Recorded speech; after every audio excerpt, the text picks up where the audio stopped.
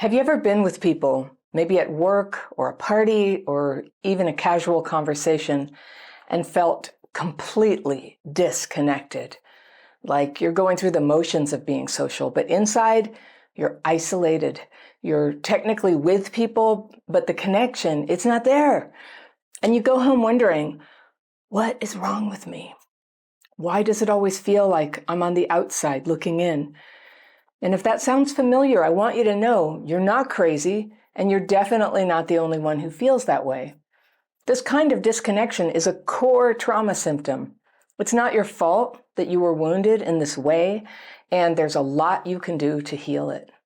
It takes practice, but you can learn how to have better relationships, and you can overcome a lot of the obstacles that make connecting so hard. Now, for a lot of people with childhood trauma, being around people doesn't bring connection, not automatically. It brings stress more often. You might be friendly and funny and helpful, but inside, you're uneasy. You can't quite relax.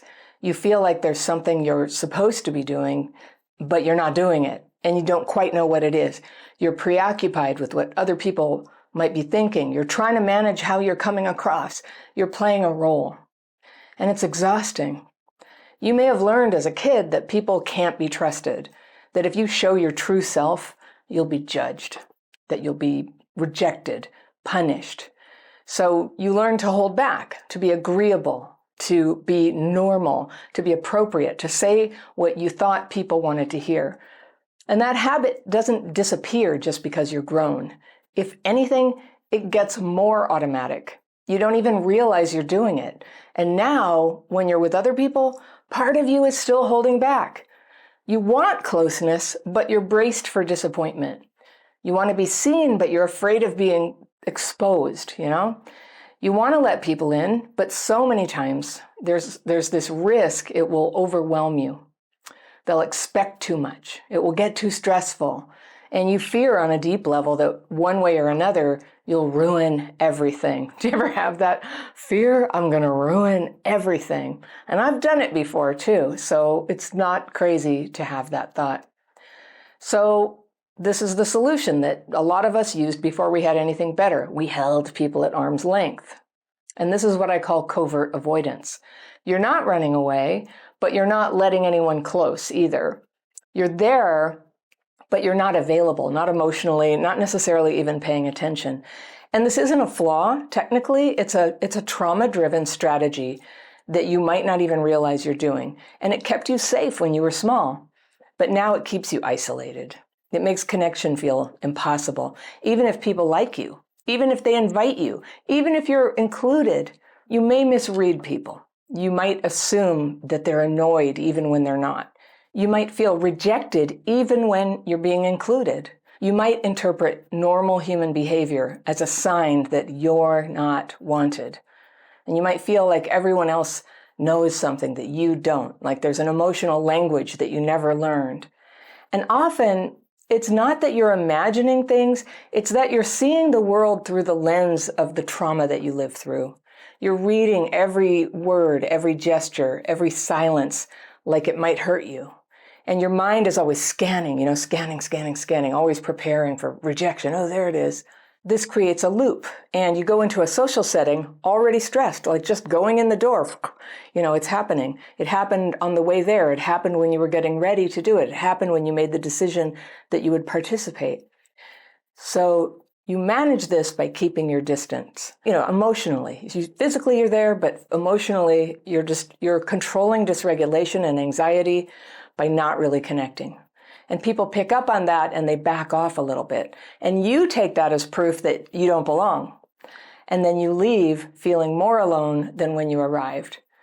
So how do you stop doing that? Okay, start with the truth. Connection is hard for most of us who grew up with trauma, but connection is possible. You don't need to force it. You don't need to fake it. You just need practice. It's a skill. And a lot of us weren't taught fully how to do connection. No one was connecting with us, or not very much, and it didn't develop naturally.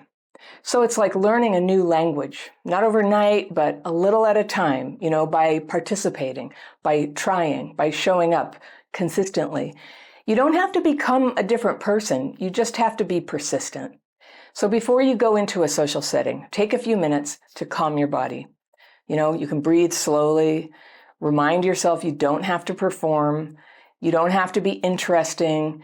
You don't have to be perfect. You can just be present. And then when you're with people, try this. You can let yourself pause. Let there be a little silence before you speak. Let yourself feel what's really going on. Like instead of just sort of galloping over your feelings, just be like, quick, I got to say something. I have to do something with my hands, right? But just hang out there a little bit. Just kind of feel what's going on. Don't rush in. And this is what we call reading the room. And it's a connection skill. And it's something I talk about a lot. I have this book coming out, Connectability. And by the time you watch this, it may already be out. You can go pre-order it on Amazon or on my website at crappychildhoodfairy.com. There's always links down below in the description section too. This is a step-by-step manual that covers things like this about like, how is it that we, that have hidden ways that we're not connecting with people even when our heart is just hoping and trying and wanting and wondering like, when do I get to connect with people and have people close to me? There's a way forward. I had to learn it. All my books are about how, the step-by-step path that actually cracked the code for me. And I don't know why. I'm the person who just has to keep trying all the time. But I didn't start out good at this. And I'm pretty good at it now. And it feels more natural to me. I think it is natural for people, but there's a learning curve that a lot of us were deprived of when we were little. And so we put ourselves back on the learning curve. And that takes some guts, I know. So we do it slowly. So what are people actually saying when you're with them? What are you actually feeling? And when you're not racing to manage everything, you can start to notice the small cues of connection, the cues of connection. You get a cue and then you do an action of connection. So focus on listening more than speaking at first, not all the time. I know some people, like the manifestation of trauma is that you're the best listener in the world and nobody ever asks about you. So obviously that's gone too far. By hanging out and being present, that dynamic can change. So look for someone you can be present with, someone who seems kind, someone who, you can ask a question to. Let yourself be curious. Don't try to impress them.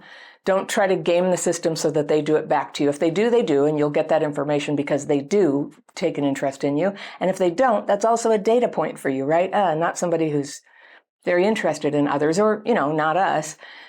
So just be there. Just be there. Just listen. Just be a human being in the room. And if you feel the urge to withdraw, notice that too. That's a normal trauma symptom. It doesn't mean something's wrong. It probably means that you feel the need to avoid getting dysregulated, and you don't yet trust yourself to be able to interact and stay regulated. So you might be bracing for shame and rejection before anything even happens. The best thing that you can do in that moment is stay. Just stay present. Have I told you yet to always keep pen and paper with you? If you're at a party and you're getting overwhelmed, try ducking away into a corner or into the bathroom to just write a few lines of your daily practice. You can learn that in the free course that I've put in the second link in the description section below. And people who have learned that come to calls with us every week. It's free. It's quite a thing we have going on here. It would be great to have you join us if you want to. So you get those fears and resentments on paper. It's a specific format, and then you release them. And you might just find that a sense of ease immediately just starts to fill you up once you can sort of name what's getting you, what's the anxious thought is, and you've asked for it to be removed or released it. And then you pause a little bit. This is like a mini daily practice right when you're in the bathroom at the party trying to just cope with what's coming up for you. You might just find you're just like, okay, I'm going out there again. I feel like I can deal with this. I'm not so tripped out on what's going on here. You might just get a sense that you can stay. You can handle what is happening if you have a way to sort of, release all the thoughts and feelings that build up in that traumatized mind. That pause right there, that's where healing happens. And when you don't let the symptom make the choice for you, when you can feel the fear of connection and you hang in there, sometimes you might find yourself doing all the right things, showing up, smiling, making conversation, but you still feel flat inside. You don't feel connected. And by the way, this is totally a trauma symptom. If you're wondering, do you have common symptoms of trauma that affect your ability to connect? I mean, this is a major manifestation of trauma. It hasn't been really talked about a lot yet. I have a quiz. It's not going to diagnose you with whether you have complex PTSD. It just lists like these are the common ways it shows up when trauma has affected your ability to connect. It's not just social. It's not just behavioral. It's partially neurological. It can come partly from, a neurological effect, an injury functionally of neglect in your childhood. So how do you know? Well, there's some signs. So if you want to see how many of those signs that you've been experiencing in your life, it's a quiz. It's the first link down below in the description section for this video. And all you have to do is click on it and I'll send it to you. You can use that as a tool to go, oh my gosh, I have a lot, or actually I don't, or you can see what you relate to. Finding that you have symptoms, I mean, these are normal. They're normal symptoms. And facing them, that's part of healing too. So don't be hard on yourself about it. That'll just discourage you, really, if you're just like, oh no, I scored 10 out of 10.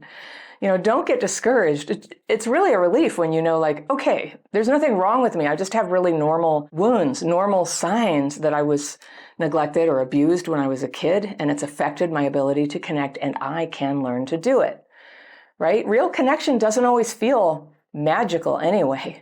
Sometimes connection is quiet. And sometimes it builds slowly, and it can't really do that when we're working overtime trying to figure out who other people want us to be.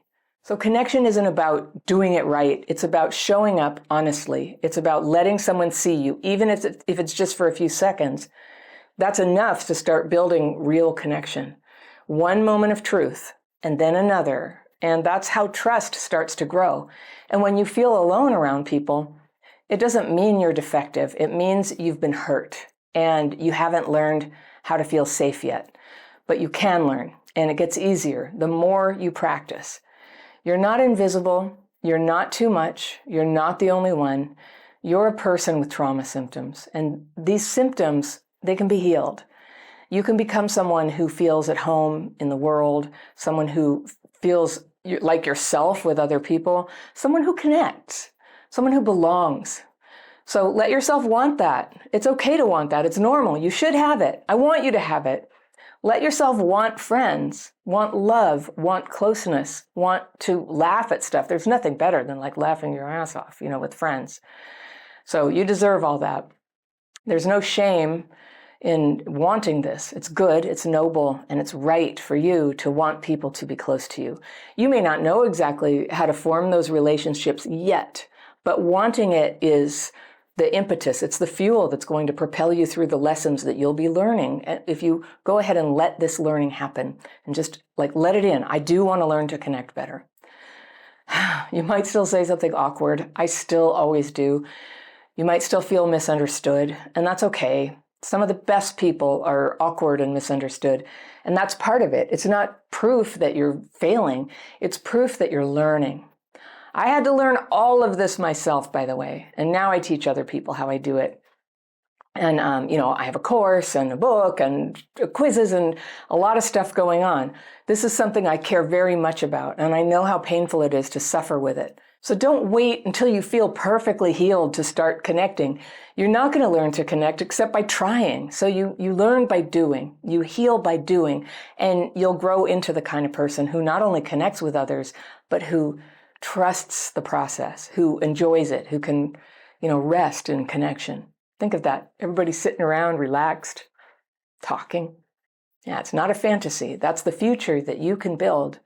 It takes time, it takes patience, it takes showing up even when it's hard, but you can do it. And it won't happen overnight, but it does happen. One honest moment at a time. One brave pause where people can see you.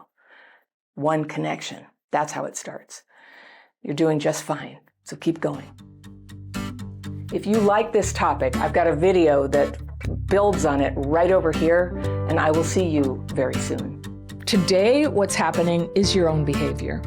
And the worse you were hurt back then, the more likely it is that you have a pattern of hurting yourself now.